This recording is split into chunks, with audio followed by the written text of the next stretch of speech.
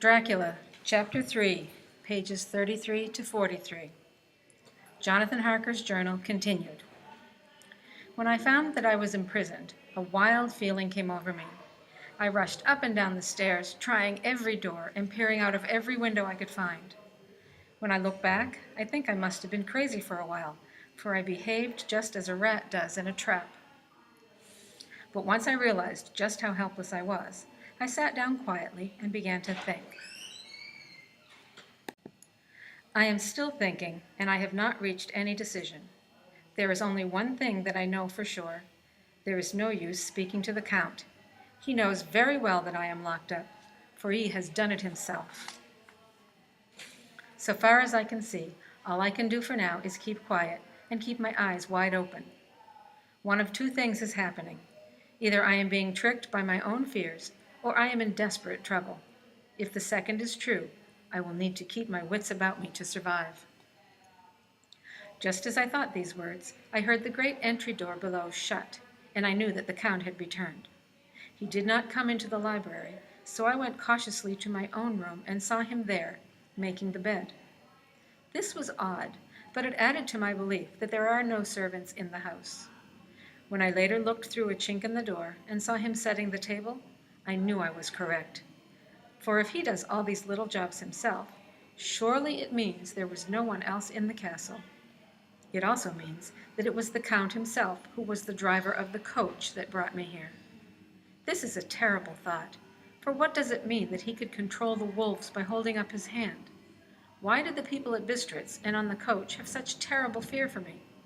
Why did they give me such strange gifts? A crucifix, garlic, a wild rose, a branch of mountain ash.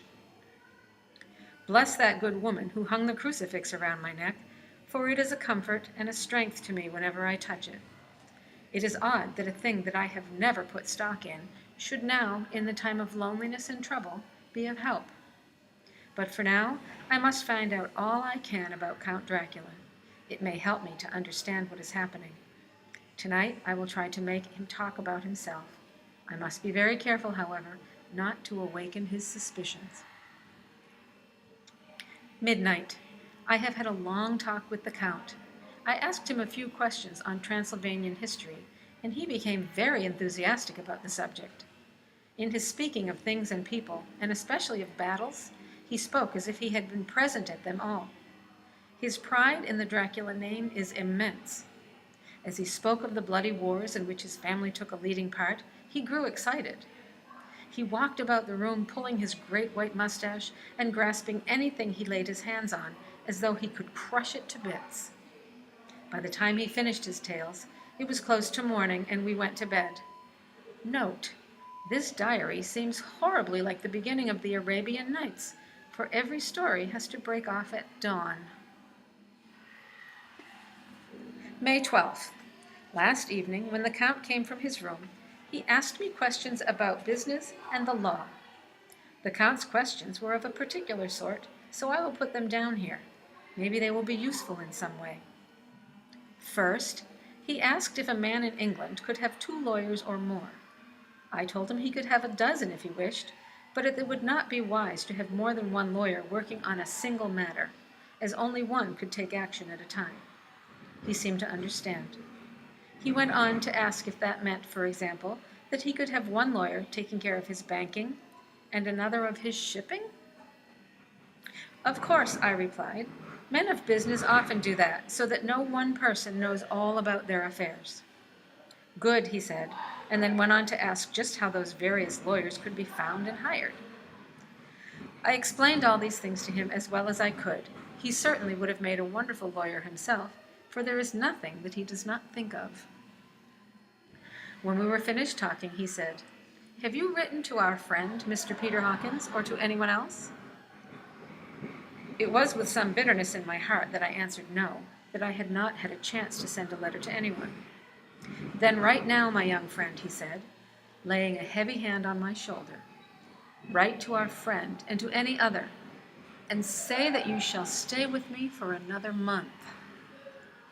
"Do you wish me to stay so long?" I asked, for my heart grew cold at the thought. "I desire it very much. In fact, I will take no refusal. When your master, employer, whatever you call him, arranged for someone to come here, it was understood that he would stay as long as I needed.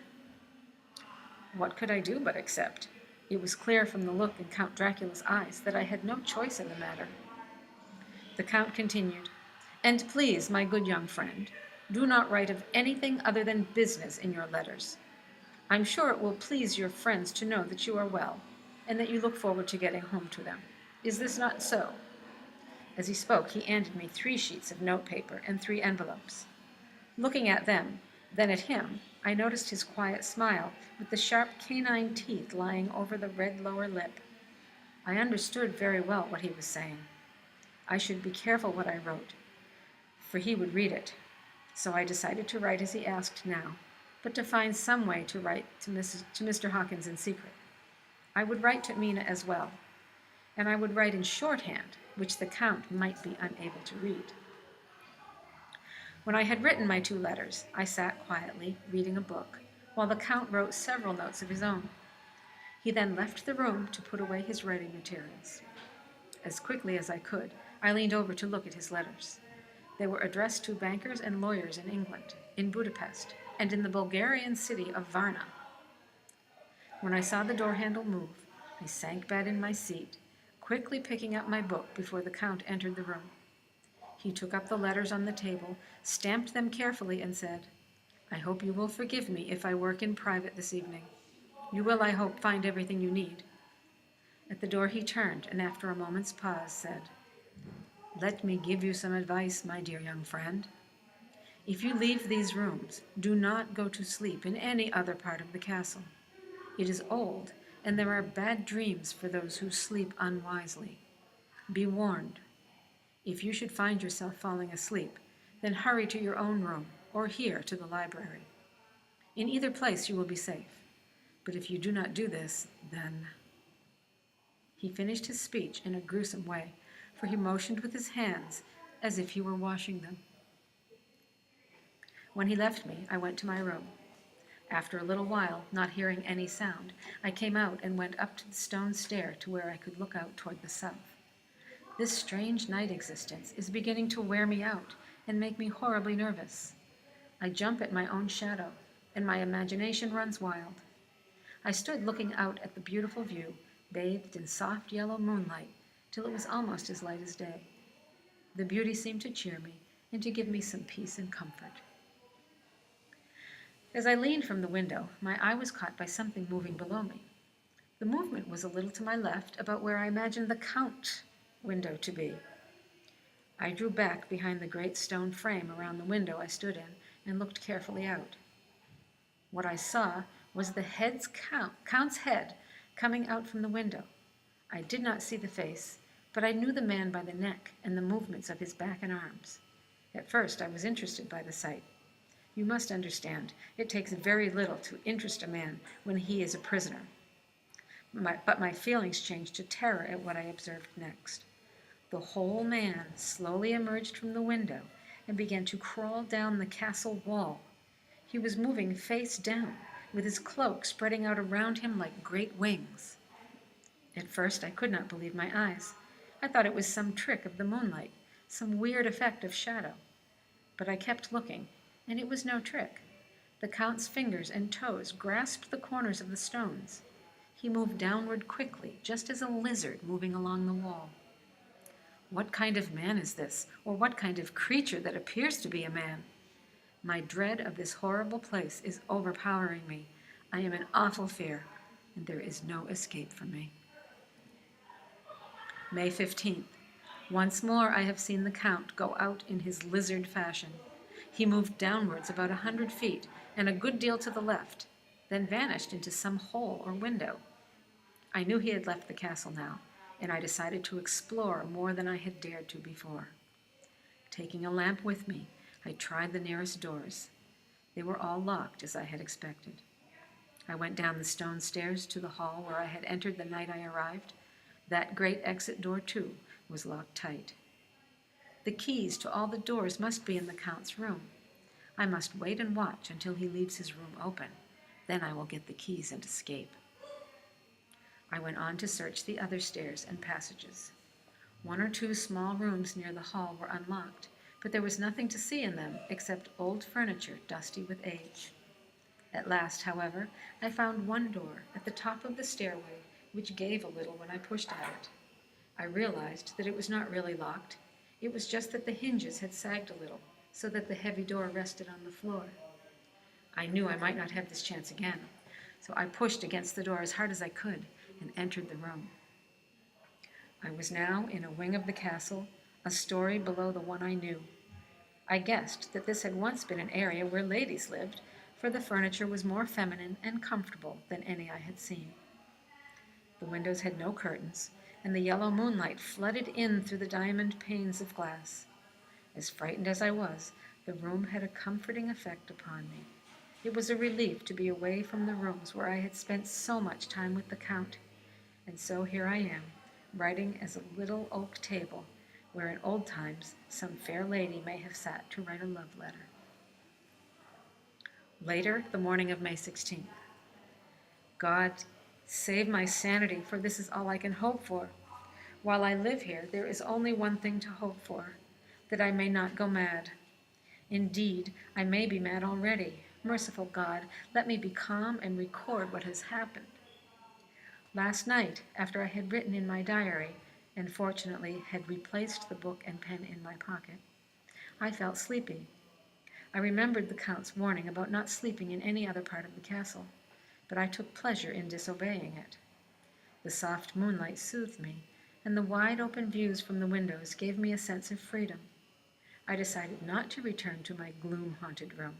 Instead, I would sleep here, where in olden times ladies had sat and sung and lived sweet lives.